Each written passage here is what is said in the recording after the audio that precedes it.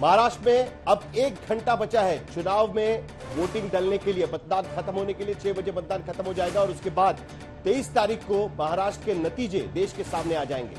लेकिन देश के 3 राज्यों में कुल 378 विधानसभा सीटों पर आज वोट डाले गए हैं और डाले जा रहे हैं। लेकिन जो चुनावी रंजिश वाली राजनीति महाराष्ट्र में नजर आई वो कहीं और नजर नहीं आई है, क्योंकि वोटिंग के ठीक 1 दिन पहले अचानक महाराष्ट्र में बीजेपी के राष्ट्रीय महासचिव विनोद तावड़े पर नकद बांटने का आरोप लगाया जा रहा था।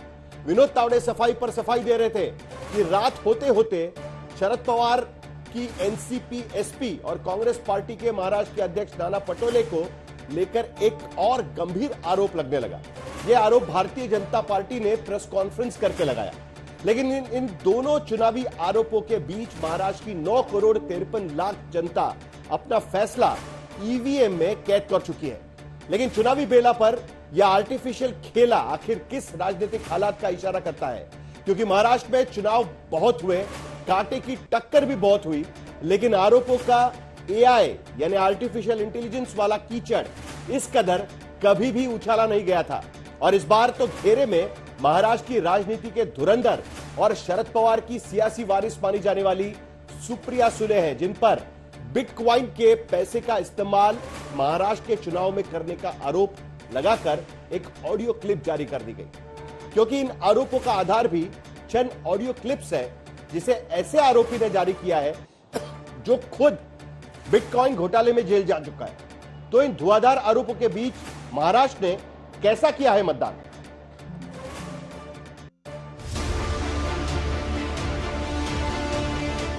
महाराष्ट्र की सत्ता का फैसला ईवीएम में कैद हो चुका है। नेताओं से लेकर सेलिब्रिटीज तक ने वोट डाले। महाराष्ट्र के मतदाताओं ने भी अपने मुद्दों पर अपना फैसला सुनाया। लेकिन इस बार मतदान की बेला में अजब गजब खेला चालू रहा। कल शाम तक बीजेपी के महासचिव विनोद तावड़े पर वोट के बदले नोट का आरोप था। चंद घंटों के अंदर ऐसे ऑडियो क्लिप्स जारी किए जाने लगे जिनमें शरद पवार की एनसीपी से लेकर कांग्रेस के महाराष्ट्र प्रदेश अध्यक्ष तक पर बिटकॉइन घोटाले में साठ गांठ के संगीन आरोप थे। तिजोरी का तो मामला ही नहीं था, सब कुछ हाईटेक हो रहा था, डिजिटल टेक्नोलॉजी का हाईटेक यूज। जैसे सारी नदियां समुंदर तक पहुंचती हैं, भारतवर्ष में भ्रष्टाचार की सारी धाराएं अंततोगत्वा गांधी परिवार तक पहुंचती है। Gaurav, why are you not responding to us? We need to have cash, boss. Boss Gaurav, what's happening? None of you people are responding. Don't play games with me at all. Gupta is vanished, but what happens to money then? He says all bitcoins and cash is with you. Call me or Aditi urgently. We need to have cash. Elections are going on. Boss, why don't you go ahead and cash out all the bitcoins? The prices are favorable right now. And with the elections approaching, we're going to need substantial funds. Don't worry about the inquiries. Once we're in power, we'll handle them. दरअसल 19 तारीख की शाम पूर्व IPS और bitcoin घोटाले के आरोप में जेल जा चुके रविंद्रनाथ पाटिल की ओर से कई ऑडियो क्लिप्स जारी की गई। इन ऑडियो क्लिप्स में 5 आवाजें सुनाई पड़ रही हैं। एक आवाज गौरव मेहता नाम के एक शख्स की बताई जा रही है, दूसरी आवाज सुप्रिया सुले की बताई जा रही है, तीसरी आवाज कांग्रेस प्रदेश अध्यक्ष नाना पटोले की बताई जा रही है। बाकी 2 आवाजें महाराष्ट्र के आईपीएस ऑफिसरों की है। इस बातचीत में बिटकॉइन बेचकर नकदी पैसा लाने की बात हो रही है। इसमें चुनाव का जिक्र भी है और सत्ता में आने पर सारी जांच संभाल लेने का जिक्र भी है।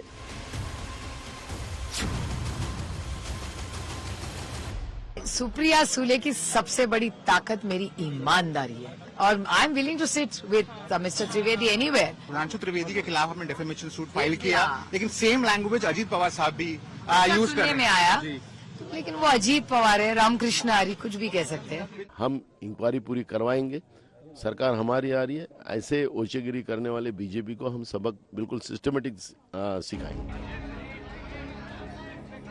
सुप्रिया सुले से लेकर नाना पटोले तक इन आरोपों को बेबुनियाद और मनगढ़ंत बताते हैं, लेकिन अजीत पवार का दावा कुछ और ही है। मैं दोनों को भी बहुत अच्छी तरह से जानता हूँ, बहुत सालों से जानता हूँ। एक तो मेरी परिवार की मेरी बहन है और दूसरे हमने जिनके साथ बहुत साल काम किया है, उनका बोलने का टोन, उनका आवाज, दोनों का वही है। अभी इसके बारे में इंक्वायरी हो जाएगी। इंक्वायरी होने के बाद पता चलेगा कौन है, क्या है इसके पीछे। जिसने आरोप किया था वो आदमी जेल में था कई महीनों से, और ऐसे लोगों को सामने लेकर झूठे इल्जाम लगाना ये उनकी भारतीय जनता पार्टी कर सकती है। ऑडियो को फर्जी बताते हुए सुप्रिया सुले ने चुनाव आयोग और साइबर पुलिस दोनों में शिकायत दर्ज करा दी है। सुप्रिया सुले ने इन आरोपों को झूठा, बेबुनियाद और गलत मंशा से चुनाव में नुकसान पहुंचाने की नीयत से प्रचारित किया जा रहा झूठ बताया है।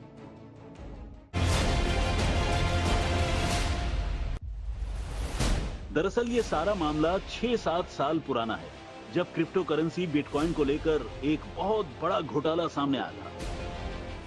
पूरा मामला कुछ ऐसा था कि अमित भारद्वाज नाम के आरोपी ने गेन बिटकॉइन नाम से एक पोंजी स्कीम शुरू की थी। इस मल्टी लेयर मार्केटिंग स्कीम में बिटकॉइन ऑन बिटकॉइन 18 महीने तक जमा करने पर 10% मासिक रिटर्न दिया जा रहा था। इस झांसे में करीब 1 लाख लोग आ चुके थे, लेकिन बिटकॉइन घोटाला हुआ और अनुमान लगाया गया कि निवेशकों को करीब 1 लाख करोड़ रुपए का नुकसान हुआ, तो कुल 40 FIR हो गई। उसमें 13 सिर्फ महाराष्ट्र के थे।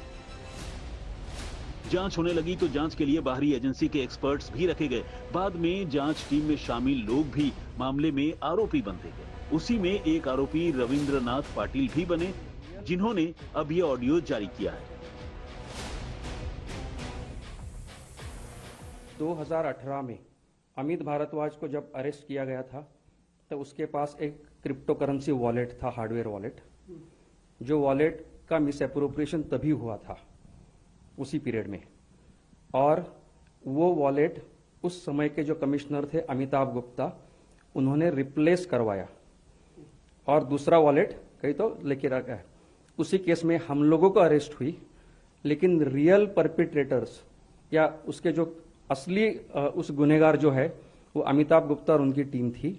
भाग्यश्री नौटाके और अमिताभ गुप्ता, 2 IPS अफसर का नाम उसने स्पेसिफिकली लिया, और उसने ये कहा कि ये पैसा जो है बाद में महाराष्ट्र के लोकसभा इलेक्शन में फंडिंग के लिए इस्तेमाल हुआ। उसने 2 लोगों के नाम लिए, एक नाम लिया सुप्रिया सुले का, दूसरा नाम लिया नाना पटोले का। मैंने फिर भी भरोसा नहीं किया, लेकिन उसने बाद में बताया कि अभी भी महाराष्ट्र के असेंबली इलेक्शन में उसी बिटकॉइन का पैसे का दुरुपयोग हो रहा है, और इन्हीं 2 लोगों के लिए अमिताभ गुप्ता के आदेश पे मैं खुद, मतलब गौरव मेहता, बार बार दुबई जाकर बिटकॉइन को कैश में कन्वर्ट करता हूं, और वो कैश महाराष्ट्र के इलेक्शन में इस्तेमाल हो रही है। उसने अपने चैटिंग में मुझे बताया कि देखो ऐसा है कि मैं ये बिटकॉइन नहीं बेचना चाहता अभी, क्योंकि मेरा बहुत इस्तेमाल हो चुका है। यदि मैंने सारे बिटकॉइन बेच दिए तो ये लोग मुझे एलिमिनेट करेंगे, मुझे जान का खतरा है। Gaurav, why are you not responding to us? We need to have cash pass. Rabindranath Patil के दावों के मुताबिक इन ऑडियो क्लिप्स के आधार पर जो बड़े आरोप सामने आ रहे हैं, उसके मुताबिक गेन बिटकॉइन पोंजी स्कीम घोटाले में महाराष्ट्र के नेता शामिल हैं। इन नेताओं के इशारे पर महाराष्ट्र पुलिस के 2 IPS अधिकारी भी गड़बड़ी कर रहे हैं। पोंजी स्कीम में जमा बिटकॉइन वॉलेट की रकम की नाजायज निकासी हो रही है।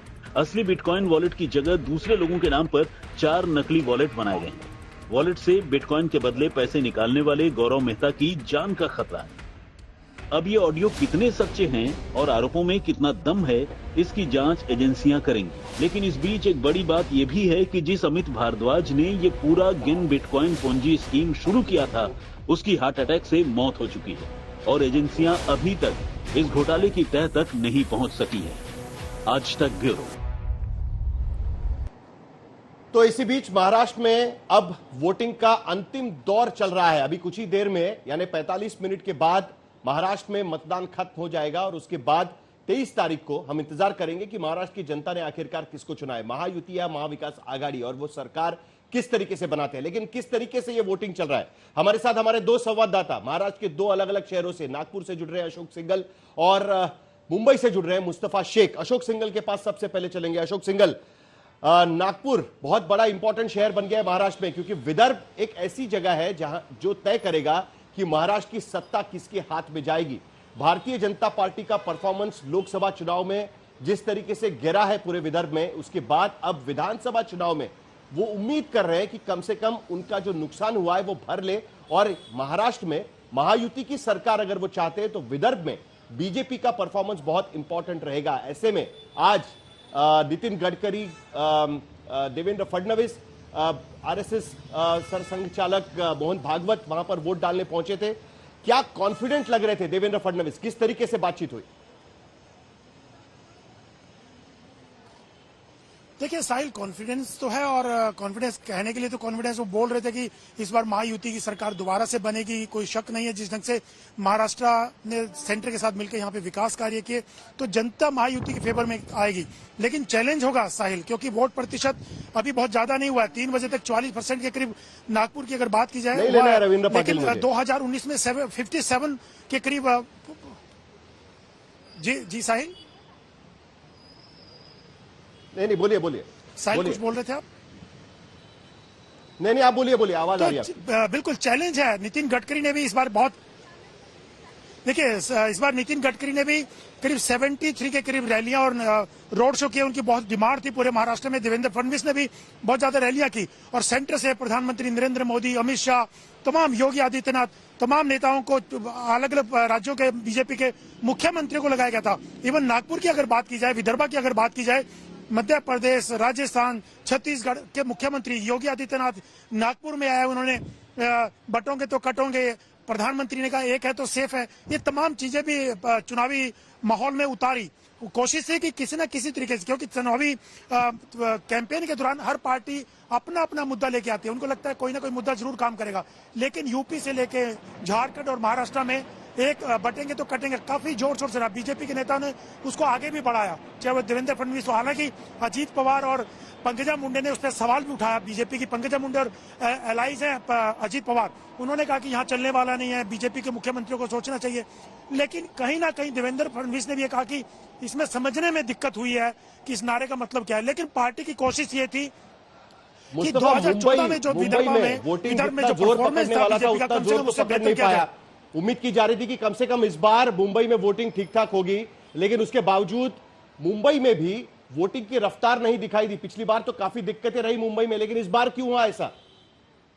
बिल्कुल साही, अगर आप साहिल ये कह सकते हैं कि नंबर्स अगर आप देखें, लोकसभा का जो परसेंटेज था मुंबई का 59% था, लेकिन 2019 विधानसभा का जो परसेंटेज रहा वो 50% था। तो लगभग उसके आसपास इस बार वोटिंग हो सकती है, ऐसा समझकर चल सकते हैं। फिलहाल वोटिंग परसेंटेज कम है, लेकिन फाइनल नंबर्स का इंतजार करना होगा।